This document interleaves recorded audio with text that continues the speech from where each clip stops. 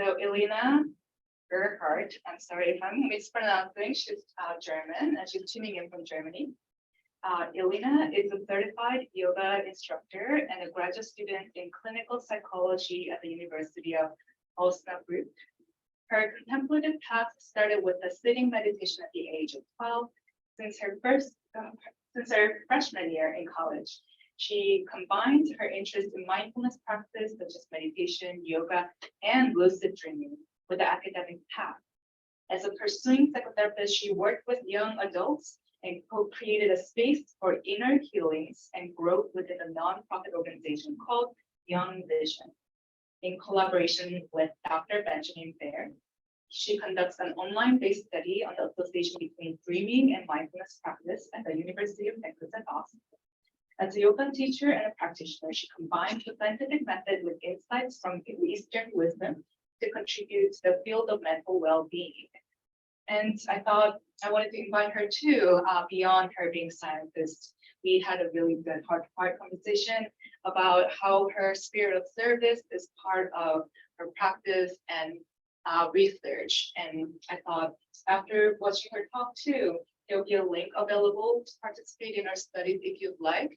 And that could be one way we can offer our service to the world by engaging and offering our own insight as a meditator. So those are some of the suggestions that I had in my mind, and she's just a delight, sweet soul that I have honored to meet me. And I'll hand it over to Elena now. Thank you very much.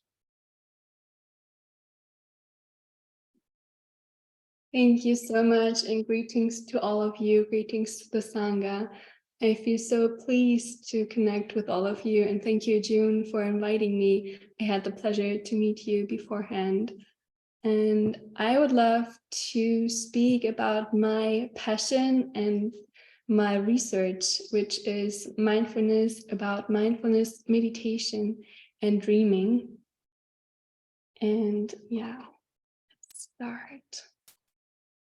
First of all, as you heard already something about my path, I want to talk first about the experience that I had when I was really young, a small child, and I told my mom, "Hey mom, I can fly sometimes." And I wanted to show her that I can fly or that I could fly, but it didn't work. I was 3 or 4 years old. And she told me, "I believe you. I think in your dreams, you can do everything." So this was one of the first encounters I had with lucid dreams. And later, when I was about 12 years, my mom also took me to a Zen Buddhist center, and we tried to meditate for the first time sitting on a pillow, and it was quite hard. I had, and I still sometimes have, this monkey mind that kept all my thoughts not at one place, and I also had a hard time sitting. But since then, every now and then I could tap into this mindfulness, which also later, when I graduated from high school, became one of my biggest encounter in my life. When I went to dark phases in my life, I found yoga, and then I asked myself, while traveling, what I wanted to do with my life after graduation high school. And I found something where I could combine my interest in yoga and spirituality and mindfulness, and also in helping people. So I started working for, or participating first at this beautiful place, Young Vision, where I could meet people, like young people that were still interested in mindfulness practices. And we did some really basic meditation practices. And when I then started my studies in clinical psychology, I also tapped into a clinic which was practicing mindfulness-based intervention. And I was so happy and passionate to come along all those steps in my life and meet people that believe in mindfulness and that believe in the power of the mind and connecting with our inner qualities. So eventually I also went to a student initiative, Sleep and Dream, and I connected with researchers. So I met Dr. Benjamin Baird and asked him to support my thesis for my graduation. So I ended up asking all those huge questions. What is consciousness? Why am I here? And then I had to figure out that I have to start with small steps. So I also want to start with some science background to talk about today. And in order to ask those big questions, which are still important, I believe, I would like to start with the basic question, what is mindfulness? I believe that all of you experience it every now and then. And I'm so happy that we could start this practice and that I tapped into this mindful state before doing the presentation. That was wonderful.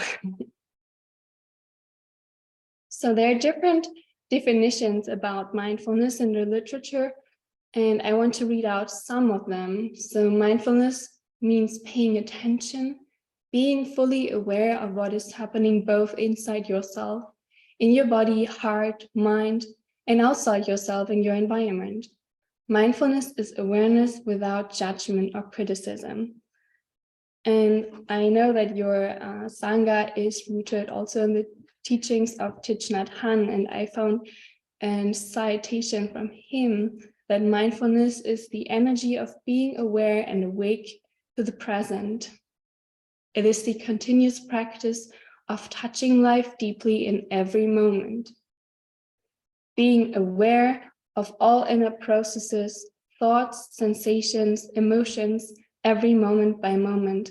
This is something that I found myself of very like the basic and rudimental definition of mindfulness. And I believe it's also very important if I compare mindfulness with some of the states we experience while dreaming, or we can experience. When we look into the literature, it's very hard to define meditation. Like there are so many practices, so many different traditions.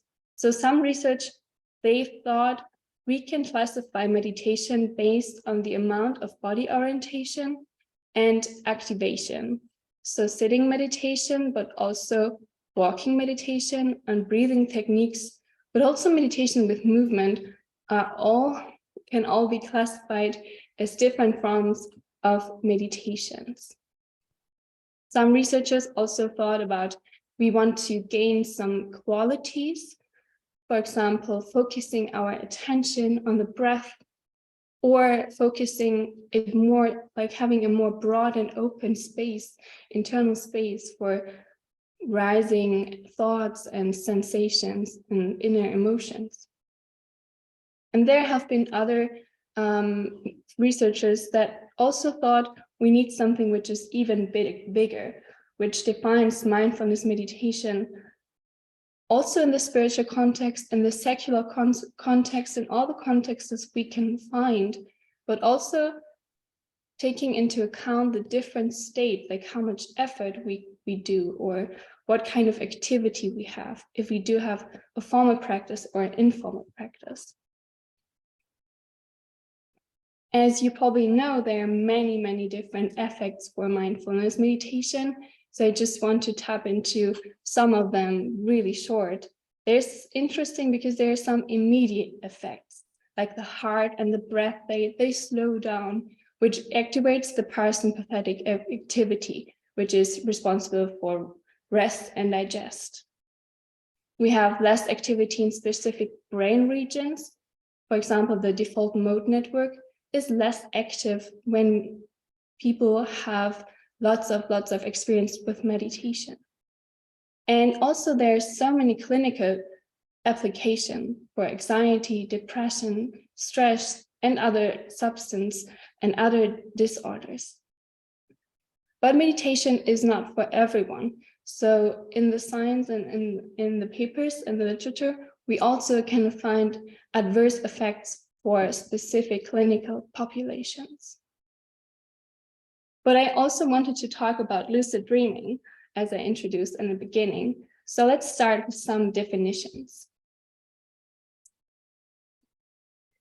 Stephen LaBerge was is one of the pioneering researchers, and his definition is a lucid dream is dreaming while being conscious that one is dreaming. One other definition, which has a slightly different wording, is being aware of the fact that one is dreaming while still being asleep. And we can see that we have this awareness. There's something that is observing, if it's the meditative state or the dreaming state.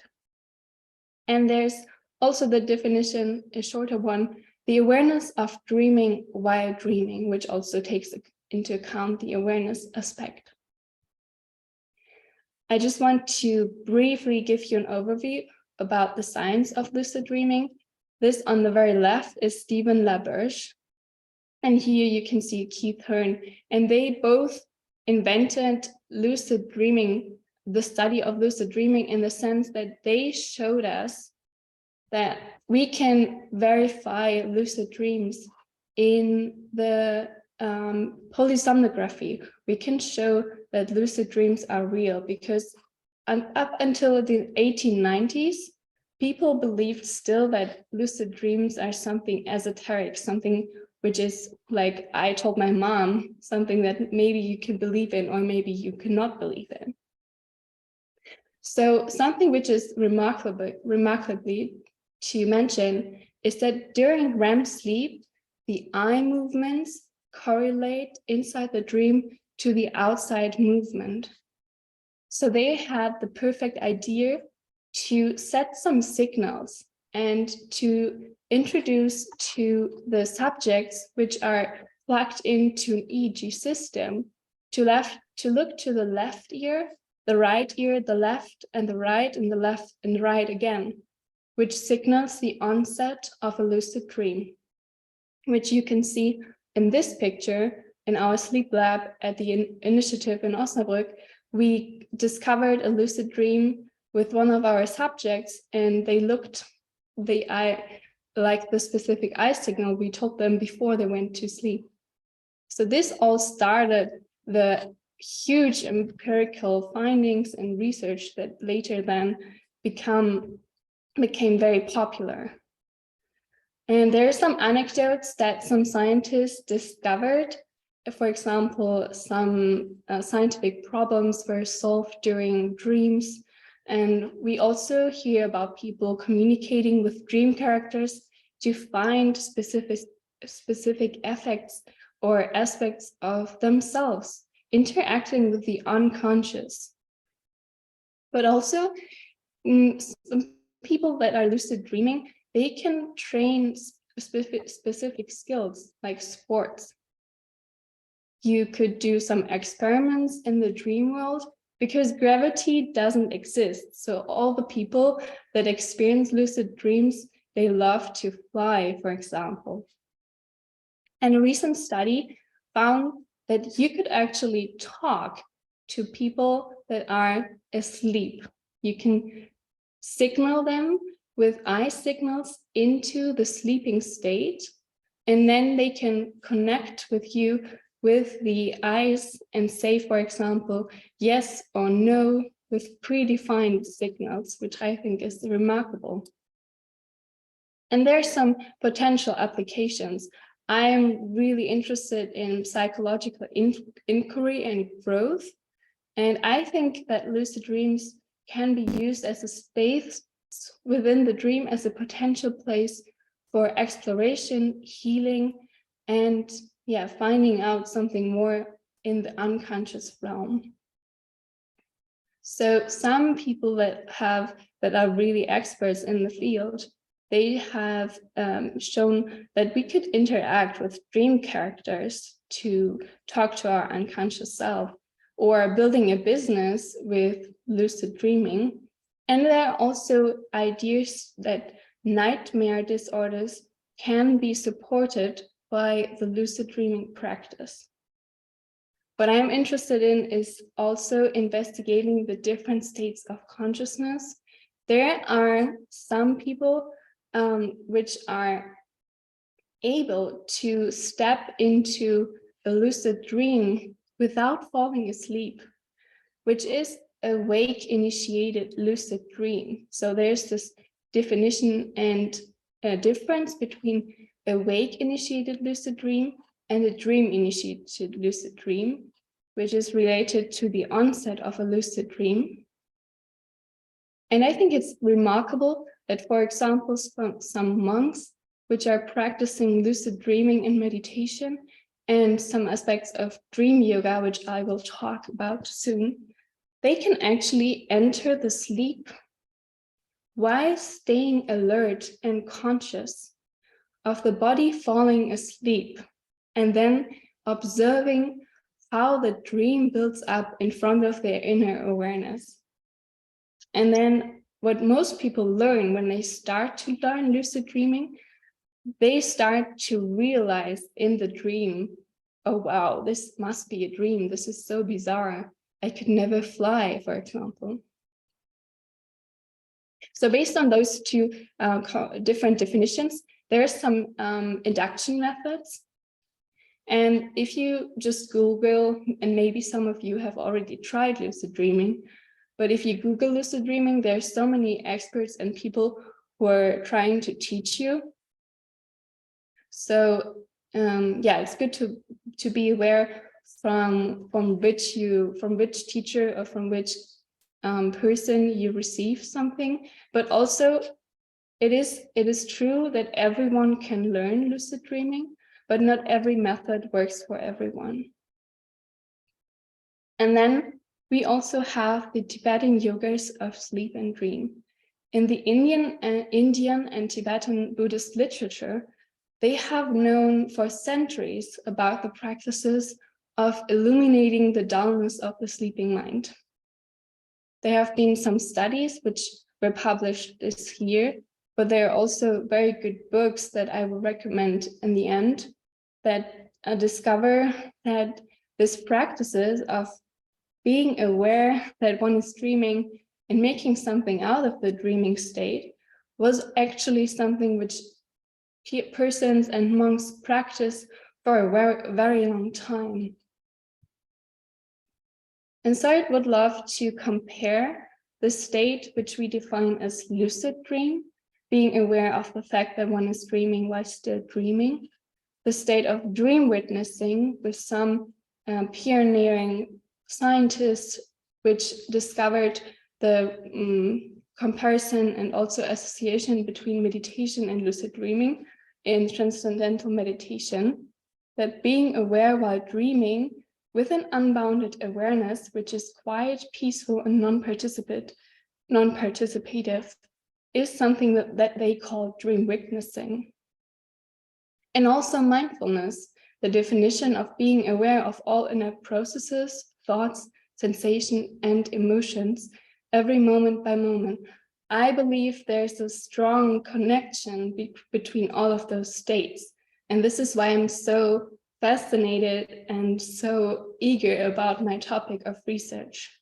I cannot dive too deep into my research because I still would love to invite you if you're interested to participate in the study. And I'm still a student of dream yoga, so I cannot teach anything about dream yoga, but I would like to share something that I believe is important about this topic and give a short introduction.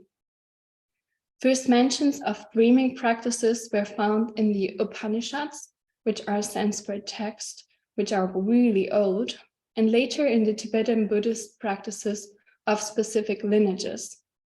And I think there are four very important parts. It's always when you look at specific traditions and frameworks in the Buddhist teachings and lineages, it's always a huge part to studying the old and new text and teachings and to engage the mind to comprehend the topic. But then, of course, also during the daytime, doing and practicing meditation and bodily practices like specific movements. And what the dream yoga makes it dream yoga, of course, is also the nighttime practices. Instead of being and losing consciousness for the third of our lives, or their lives, the Buddhist monks that practice dream yoga, they regain awareness inside the dream, practice lucid dreams, and trying to recognize the illusions, which I think all Buddhist teachings talk about, like samsara and being like pulled into this dullness of the monkey mind, for example. What I would advise, if you're interested in this topic, to let yourself be guided by certified teachers, and I also will share some recommendations. So this is just a short part of my path, because when I asked myself, how can I combine all of those beautiful wisdoms, like the knowledge of the scientific world with the wisdom's teachings of the East, I tried to practice lucid dreaming. And what I found to be really helpful, and what if you listen to some lucid dreaming practitioners and experts, you will find most of these basic practices for the training to become lucid. So again, everyone can learn lucid dreaming. And the practice pillars are, first of all, if we cannot remember our dreams, then every lucid dream might be great in the moment, but at the end, in the morning when you wake up, it might not be great to not remember it. So what I think is really helpful is to have either a dream journal to write down the dreams every time you wake up. But I think as a busy person, this is kind of annoying sometimes, and it takes really much effort. It's great to have it, and I did some practice with it, but what I really love is dream sharing. If I wake up next to my partner in the morning, we just share our dreams, and I think it's so beautiful to let this person also be part of my nighttime experiences. And I think my dream recall, like the memory of my dreams, have been risen and have been higher while practicing dream sharing. Also great is to do a reality state check, to ask yourself, am I dreaming right now during the day, so that it can be transformed and transported into the dreaming world. Autosuggestions, mnemonics, and intention during the day and before going to sleep can be really helpful. And there's some techniques that try to wake you up in the middle of the night, for example, at 3 or 5 a.m. in the morning, to then re-enter the sleep with the intention to become lucid. And most of the people also, of the scientists and experts, also recommend to looking for dream signs in the dream reports, analyzing, oh, I was flying in this dream, so I had to be dreaming. So this next time when I'm flying, or when I see, I don't know, a kite or a cat, maybe I'm dreaming. And this is what I do, like my personal path.